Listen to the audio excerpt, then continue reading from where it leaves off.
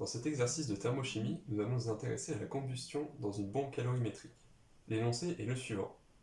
La combustion dans une bombe calorimétrique d'une pastille de 3,762 g d'acide benzoïque, dont la formule est indiquée entre parenthèses, de masse molaire 122,12 g par mol, dans un grand excès d'oxygène, dégage 99,44 kJ à 298,15 Kelvin.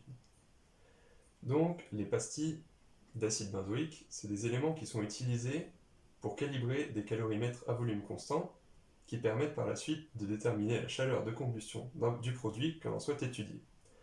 Et cela est possible car la chaleur de combustion de ces produits, donc de ces pastilles, est une donnée qui est connue à l'avance.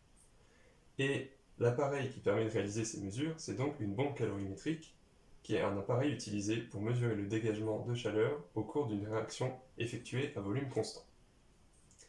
Donc, pour commencer, avant de se lancer dans le calcul, la première question, c'est d'établir la réaction de combustion de la pastille. Donc, pour cela, on écrit une réaction de combustion classique, donc la formule de l'acide benzoïque, plus de l'oxygène, qui va donner du CO2 et de l'eau. Donc on indique évidemment les états des éléments. Donc l'acide est ici un solide puisque c'est une pastille. L'oxygène, le dioxygène plus précisément, est gazeux. Le dioxyde de carbone également gazeux. Et l'eau est liquide. Donc, comme on le fait classiquement, on va mettre les coefficients stoichiométriques. Donc ici, on a 2 molécules d'acide qui sont consommées pour 15 molécules de dioxygène.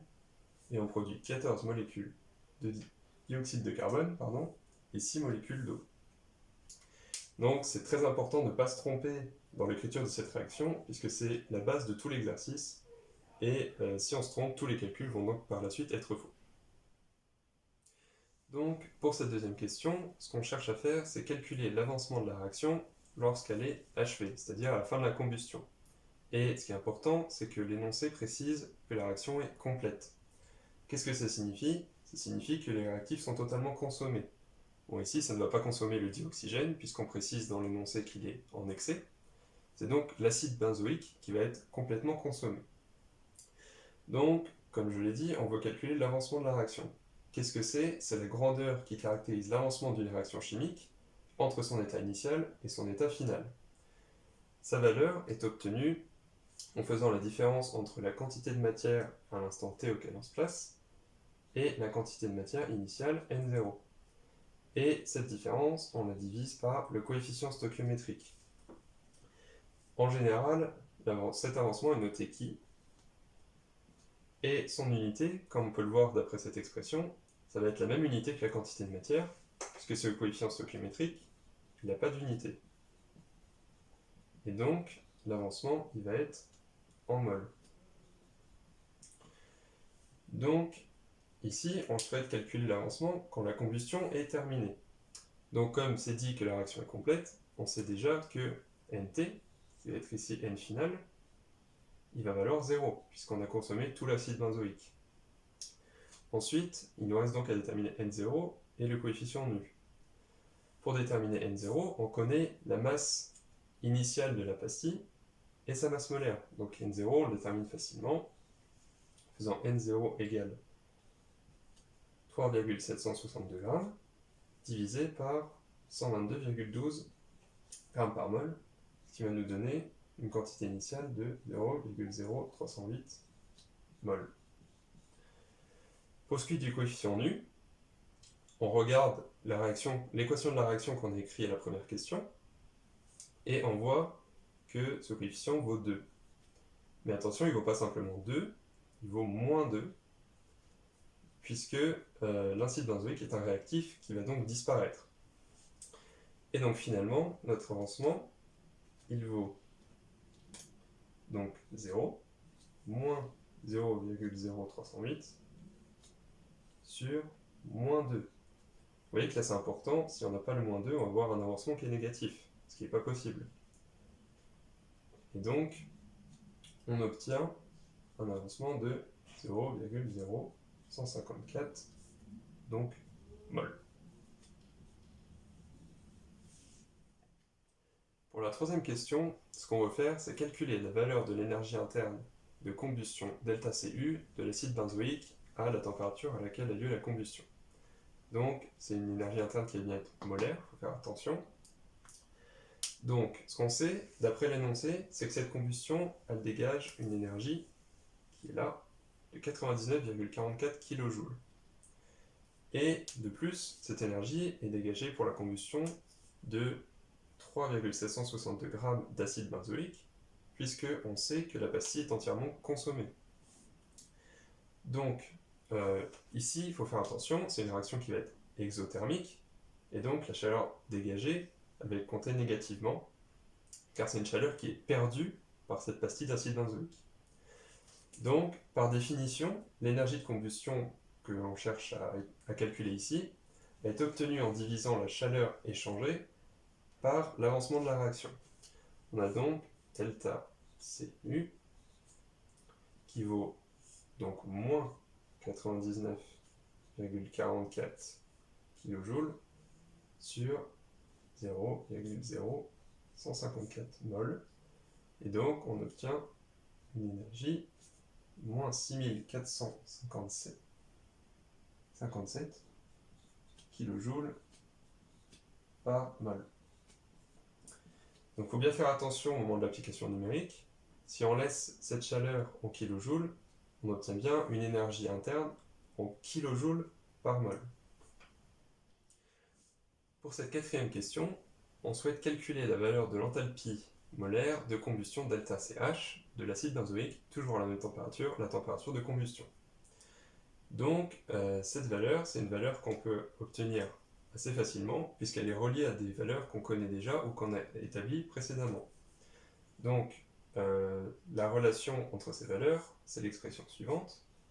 Donc ΔCH égale ΔCU, l'énergie interne qu'on a déterminée à la question précédente, plus RT, fois la somme des NUI. Attention, les NUI des gaz. Donc, quand on applique cette formule, il faut faire attention à plusieurs choses. Donc déjà, il faut faire attention que l'énergie interne soit en joules, pour que les unités correspondent. Il faut considérer, comme je l'ai dit, que les gaz dans la somme. Donc ici, l'eau et l'acide benzoïque ne seront pas concernés par cette somme. Et il faut faire attention pour les coefficients stoichiométriques. Ils doivent être négatifs pour les réactifs et positifs pour les produits. Donc, l'application numérique, elle va donner ΔCH est égal à moins 6457 fois 10 puissance 3, puisque ce sont des kilojoules, plus 8,314, donc la constante des gaz parfaits, fois la température à laquelle on se place, 298,15 Kelvin, attention à bien être en Kelvin, fois moins 15, moins 15, plus 14. Donc ce moins 15 pour le dioxygène, ce plus 14 pour le dioxyde de carbone. Et ça va nous donner une valeur de moins 6459,5 kJ par mol. Donc il faut bien faire attention, puisque les valeurs d'enthalpie et d'énergie interne qu'on a calculées ici, c'est des valeurs molaires. Et donc elles sont rapportées à un avancement de réaction de 1 mol. Et il faut faire attention, puisque d'après la question 1, comme le coefficient stoichiométrique de l'acide benzoïque c'est 2, un avancement de 1 mol, c'est donc la combustion de 2 mols d'acide benzoïque. Enfin, pour cette dernière question, l'objectif est de calculer la valeur de l'enthalpie molaire, cette fois de formation, ΔFH, de l'acide benzoïque à toujours la température de combustion. Donc, pour trouver cette valeur, on va utiliser la loi de Hess, qui permet de relier l'enthalpie de combustion aux enthalpies de formation décomposées par la relation suivante. On a delta CH, donc à la température à laquelle on se place, c'est égal à la somme sur I des nu I delta FHI, donc les différentes enthalpies de formation multipliées par leur coefficient stoichiométrique, et évidemment la température T. Donc, avant d'appliquer cette loi, il faut être prudent, car elle s'applique que si les conditions expérimentales ne varient pas pendant la réaction. Pour ce qui est du volume, on sait qu'il est constant, puisqu'on est dans une bombe calorimétrique, il n'y a donc aucun problème à ce niveau. Pour ce qui est de la pression, ça ne vient pas aussi naturellement. En effet, d'après l'équation de la réaction, on voit bien que le nombre de moles de gaz il diminue, puisqu'on consomme 15 moles de dioxygène et on en produit seulement 14 de dioxyde de carbone. Néanmoins, on sait que l'oxygène, il est en grand excès. Et donc, ce qu'on va faire, c'est qu'on va considérer que la consommation d'oxygène, elle est négligeable devant cette quantité qui est présente dans la bombe calorimétrique.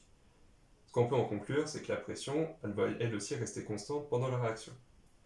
Donc, on sait maintenant que les conditions d'application sont vérifiées, et on peut donc appliquer la loi de Hess à notre système. Donc, on a l'enthalpie de combustion à la température T, qui va valoir 6 delta F H de l'eau, donc H2O,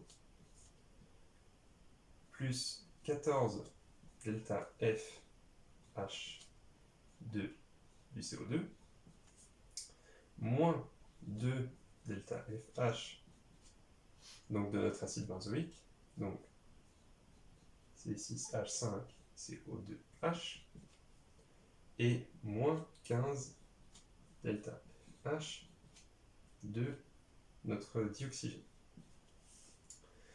Donc, d'après les données de l'exercice, on connaît les enthalpies de formation standard de l'eau et du dioxyde de carbone, donc c'est 2 delta FH, à la température 298,15 Kelvin.